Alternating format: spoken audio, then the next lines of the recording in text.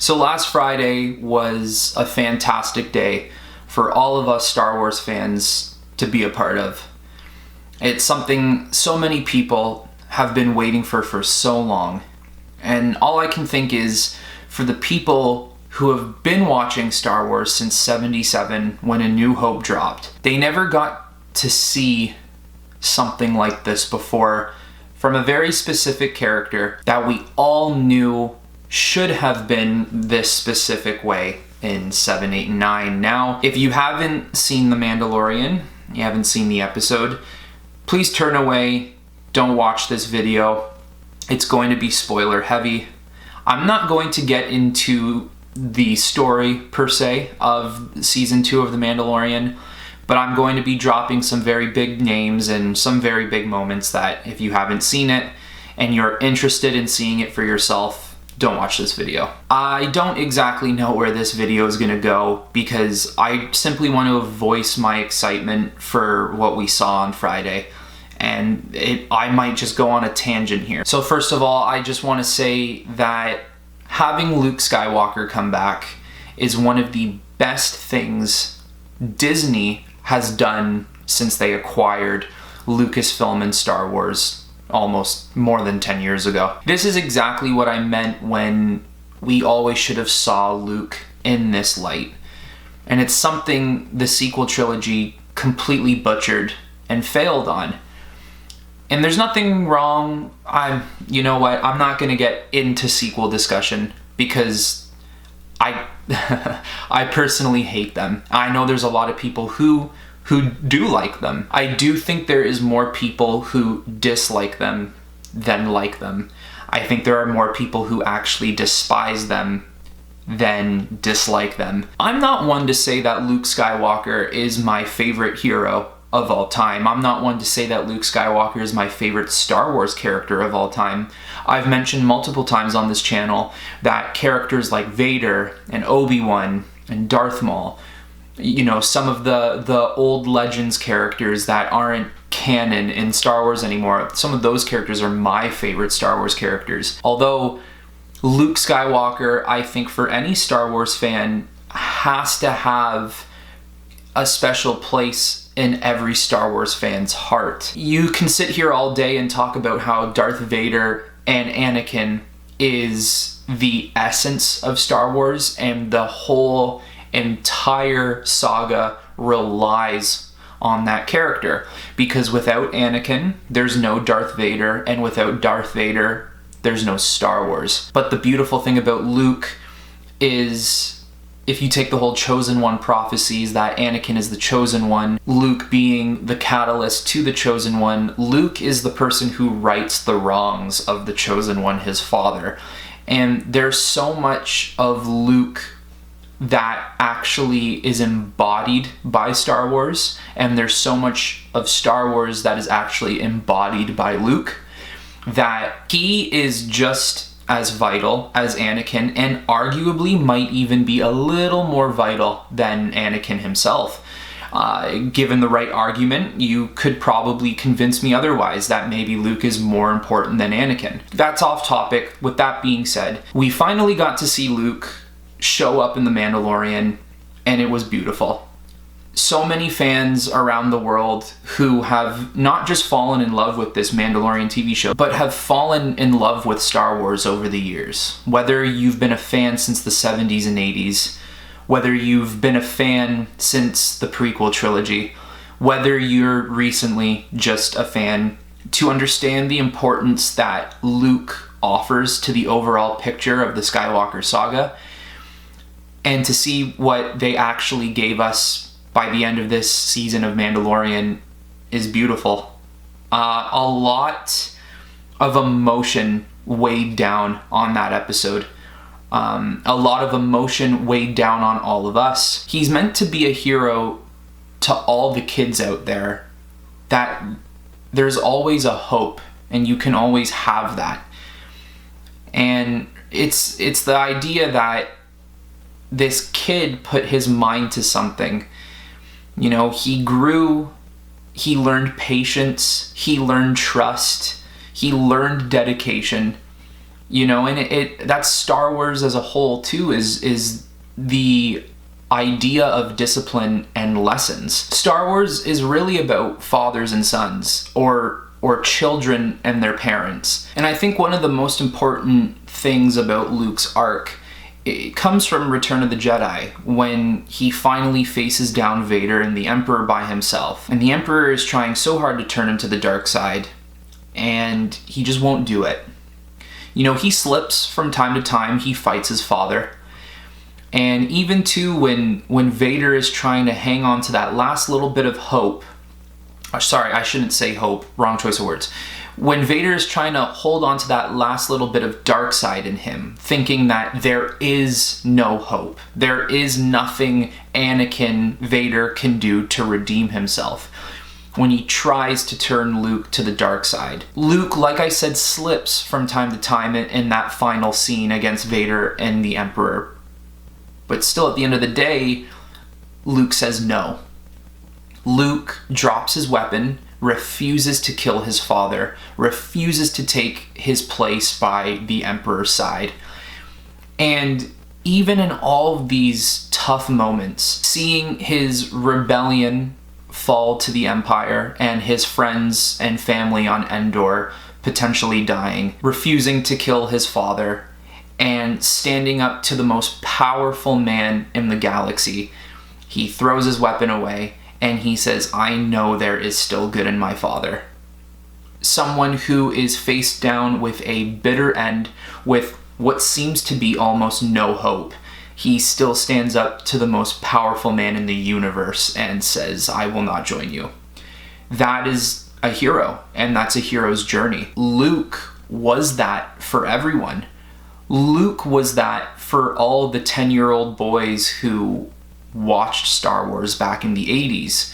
Luke continued to have that sort of bearing on all of those 10-year-old boys and girls who grew up into their 40s, 50s, 60s, and still see Luke as nothing but that embodiment of hope. Now, not to get into the sequel trilogy, but that is absolutely not what we got. And instead, what we got was a director who decided to spit in your face and say, Luke is absolutely nothing even close to what he was in Return of the Jedi. And you can argue with me that Return of the Jedi to Force Awakens and The Last Jedi is 30 years. Someone of Luke's status, I'm sure, would have his ups and downs. I'm not saying he wouldn't. I'm not saying Luke wouldn't enter times of despair where he actually thought all hope was lost. But you can't explain to me that someone like Luke Skywalker falls the way he did in the sequel trilogy and completely destroys the character that everyone has been waiting for almost 40 years.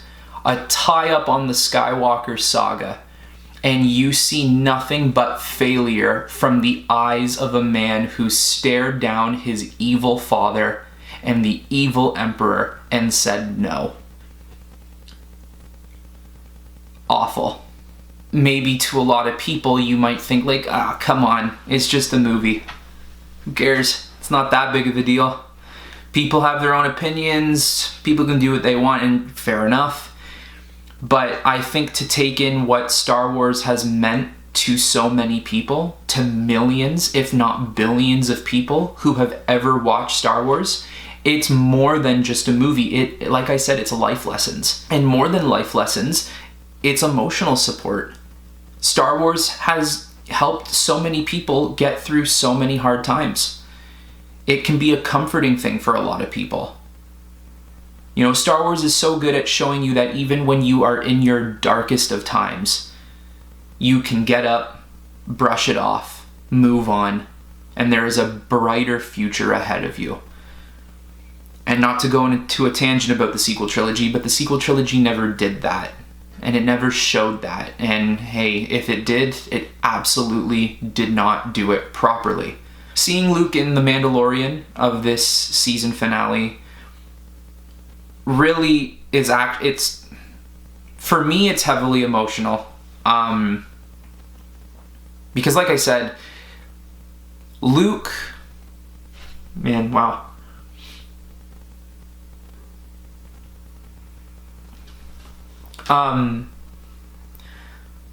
Luke was never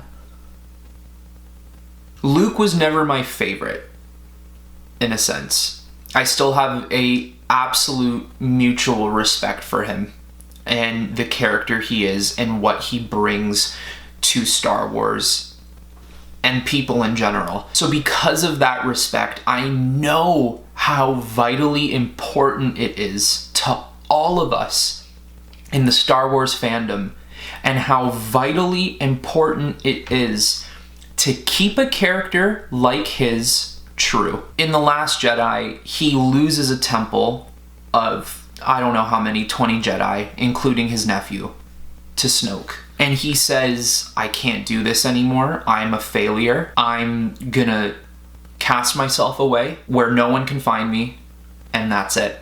I'm not gonna help the galaxy, even in a time of turmoil. You know, in The Force Awakens, when the First Order completely destroys 4 planets with Starkiller Base, and Luke still sits there on his planet and says, nope, I'm not gonna help. Dude, that's not Luke. I don't know who that is. That is just some weird fan fiction and rendition of what Luke could have been if he was a careless bastard. The Luke we all know would have never done something like that. And you can't tell me that losing a temple of a couple of younglings would break him that way. And I know that sounds awful, but take it from the perspective of Obi-Wan and Yoda. They lost thousands and thousands and thousands of Jedi during Order 66. They were 2 of what they knew were the only survivors of Order 66. And for almost 20 years, especially Obi-Wan, he sat alone for 20 years on Tatooine, and he still held out hope that one day the Jedi would return and wipe away the dark side, which ends up technically happening. So you can't tell me you can compare Luke's failure to the failure of the Republic in Order 66. There's no excuse for what they turned Luke into in The Last Jedi. But once again, going back to what we saw in The Mandalorian, it's just, there's no other word I can use but beautiful. It's exactly how we should have had Luke and what we should have got from Luke. You know, especially when it came to Force potential and his physicality. Seeing him walk into that Imperial ship and he's just walking through those dark troopers. No problems at all. You know, his fighting style's on another level, and you can even see the similarities he has between Anakin and Vader. He fights with a passion. He has a goal and he's got to reach it. The way he was moving with all of this finesse, the Force abilities he was using that we honestly should have got from Luke in the sequel trilogy. It's not that hard, especially if you're a huge Star Wars fan and you read the comic books that are now legends. You see Luke get all-time powerful, developing Force powers that Jedi and Sith have never even heard of or believed could exist. Fighting at a potential that no one possibly will ever get to. And seeing that in The Mandalorian was unbelievable. It was short and sweet, and it was finally what we deserved. As loyal fans to the Star Wars saga, Skywalker saga, lore, everything, video games, even if it has nothing to do with the Skywalker saga, fans of Star Wars have deserved this for such a long time. It obviously makes you wanting more, because now it's like, you used Luke, you showed us what he's capable of, he's definitely capable of more, and we finally got the Luke we deserve. So now we all want to see more of it, and I'm sure that'll happen eventually. But whether or not that happens, it was just such a fantastic day for all of us. I can't stress enough, because we finally got what we all wanted, and we finally got the way Luke should have always been. Now, I don't have much more to say on the matter because I feel like I'm just going to keep repeating myself. So I don't want to do that. It was such a great moment. I mean, yeah, it was crazy. You know, I just keep thinking in my head that it's weird for me because I thought we were moving in a direction where we were never going to see that, and we finally did. So I'm gonna throw all of his scenes at the end of the video here. And once again, if you've stuck through this video, please let me know how you felt about his return. You know, at the end of the day, the truth about Luke Skywalker is that he is a Jedi like his father before him. And this episode of The Mandalorian stood true to who Luke Skywalker is. May the Force be with you.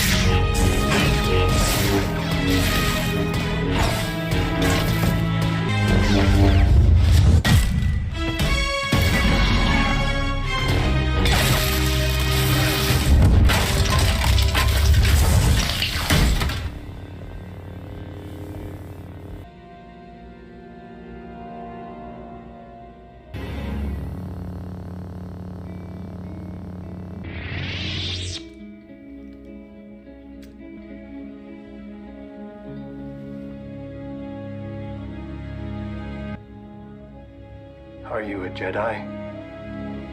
I am.